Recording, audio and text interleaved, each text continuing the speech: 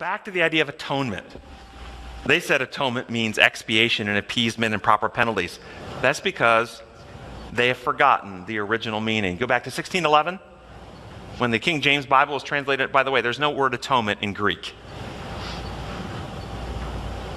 Okay, that's an English word.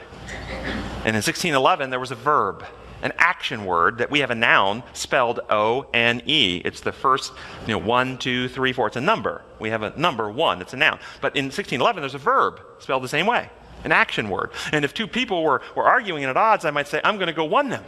I'm going to go one them. And the meaning was, I'm going to bring those two people that are odds back into oneness. And it quickly, very shortly after the word one, became at one. I'm going to go at one them. But it was pronounced atone. Why was it pronounced atone? Because that's Old English pronunciation. If you're all by yourself, are you all one or are you alone? That's the Old English pronunciation. You're alone. Okay? And so it's pronounced atone, but it really means at one. And that's what it originally meant. In 1611, the King James Bible used the word. It meant you bringing two parties that are fractured back into unity. So when you read Jesus' prayer in John 17, Father, I pray that we one as you are one and I am one. We're all one. That's atonement.